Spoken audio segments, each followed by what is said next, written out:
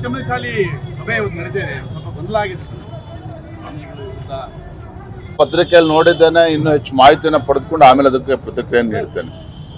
GST ಇವತ್ತಿಂದ ಸಿಗುತ್ತೆ ಅಂತ ಹೇಳಿದ್ವಿ, ಬಟ್ ಎಲ್ಲ ಕಡೆ ಹಳೆ ಸ್ಟಾಕ್ ಇದೆ, ಅದು ಖಾಲಿ ಆಗೋವರೆಗೂ ಜನರಿಗೆ ಅದು ಪ್ರಯೋಜನ ಆಗ್ತಾ ಇಲ್ಲ. ನಿಶ್ಚಿತವಾಗಿ ಇದ್ರ ಬಗ್ಗೆ ಈಗಾಗಲೇ ಕೇಂದ್ರ ಸರ್ಕಾರ ನರೇಂದ್ರ ಮೋದಿಜಿಯವರು ಇದ್ರ ಬಗ್ಗೆ ಗಮನ ಹರಿಸೋರಿದ್ದಾರೆ. ಇವೆಲ್ಲವೂ ಕೂಡ ಯಾಕಂದ್ರೆ ಇವತ್ತೇ ಅದು ಇಂಪ್ಲಿಮೆಂಟೇಷನ್ ಆಗ್ತಾ ಇರುವ ಪರಿಣಾಮವಾಗಿ ಸಣ್ಣ ಪುಟ್ಟ ಗೊಂದಲಗಳು ಇರ್ತದೆ. ಅದರ ಮೋದಿಜಿಯವರ ಅಪೇಕ್ಷೆ ಇದೆ, ಪ್ರಧಾನಮಂತ್ರಿಗಳ ಅಪೇಕ್ಷೆ ಇದೆ, ಏನು GST ಸುಧಾರಣೆ ಮುಖೇನ ಜನಸಾಮಾನ್ಯರಿಗೆ ಅನುಕೂಲಗಳು ಆಗಬೇಕು. ಆ ನಿಟ್ಟಿನಲ್ಲಿ ಕೇಂದ್ರ ಸರ್ಕಾರವು ಕೂಡ ಅದನ್ನ ಈ ವಿಚಾರಗಳನ್ನ ಗಮನಿಸ್ತದೆ. ಪ್ರತಿ ಲಾಭ ಜನಸಾಮಾನ್ಯರು ತಲುಪಬೇಕು, ಆ ನಿಟ್ಟಿನಲ್ಲಿ ಅನುಷ್ಠಾನ ಆಗ್ತದೆ.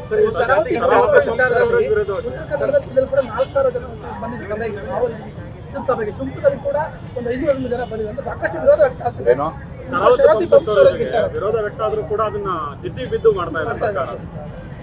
ಇದ್ರ ಬಗ್ಗೆ ಈಗಾಗಲೇ ನಮ್ಮೆಲ್ಲ ಜಿಲ್ಲೆಯ ಜನಪ್ರತಿನಿಧಿಗಳು, ಭಾರತೀಯ ಜನತಾ ಪಾರ್ಟಿಯ ನಮ್ಮ ಸಂಸದರಾಗಿರ್ತಕ್ಕಂಥ ರಾಘವೇಂದ್ರ ಅವರು, ನಮ್ಮ BJP ಎಲ್ಲ ಶಾಸಕರು ಸದ್ಯದಲ್ಲೇ ಇದ್ರ ಬಗ್ಗೆ ಕೂತು ಚರ್ಚೆನೂ ಕೂಡ ಮಾಡ್ತೇವೆ. ಇದ್ರ ಬಗ್ಗೆ ಒಂದು ಸಮಗ್ರವಾಗಿ ಯೋಚನೆ ಮಾಡಿ ನಮ್ದೇನು ನಿಲುವಿರಬೇಕು ಅನ್ನೋದು ಕೂಡ ನಾವು ಪ್ರಕಟಣೆ ಮಾಡ್ತೇವೆ.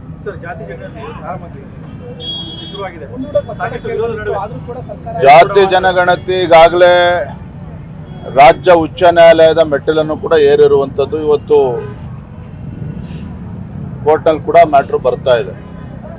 ನಾನು ನಿನ್ನೆನೂ ಕೂಡ ಹೇಳಿದ್ದೇನೆ, ರಾಜ್ಯದ ಅಭಿವೃದ್ಧಿಯ ಬಗ್ಗೆ ಚಿಂತನೆ ಮಾಡಬೇಕಾಗಿರ್ತಕ್ಕಂಥ ಮಾನ್ಯ ಮುಖ್ಯಮಂತ್ರಿಗಳು ಸಮಾಜವನ್ನ ಒಡೆಯುವಂಥ ಕೆಲಸಕ್ಕೆ ಕೈ ಹಾಕಿರುವಂಥದ್ದು, ಹಿಂದೂ ಸಮಾಜವನ್ನ ಒಡೆಯುವಂಥ ಕೆಲಸಕ್ಕೆ ಕೈ ಹಾಕಿರುವಂಥದ್ದು ಇದು ನಮ್ಮ ನಾಡಿನ ದುರ್ದೈವ. ಇದು ಹಾಗಾಗಿ ಇವತ್ತು ಜನಸಾಮಾನ್ಯರು ಕೂಡ ಚರ್ಚೆ ಮಾಡ್ತಾ ಇದ್ದಾರೆ. ಜನ ಇವತ್ತು ಜಾಗೃತರಾಗಿದ್ದಾರೆ, ಸಮಾಜ ಇವತ್ತು ಜಾಗೃತರಾಗಿದೆ, ಹಿಂದೂ ಸಮಾಜವು ಕೂಡ ಇವತ್ತು ಜಾಗೃತಿ ಆಗಬೇಕಾಗಿದೆ. ಇನ್ನೂ ಕೂಡ ಏನು ಇಂಥ ದುಸ್ಸಾಹಸಕ್ಕೆ ಕೈ ಹಾಕಿದ್ದಾರೆ.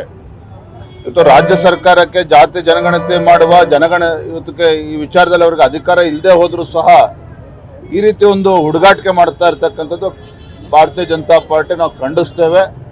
ಇದ್ರ ಬಗ್ಗೆ ಇವತ್ತು ನ್ಯಾಯಾಲಯದಲ್ಲೂ ಕೂಡ ಏನಾಗ್ತದೆ ನಾವು ಕಾದು ನೋಡ್ತೇವೆ.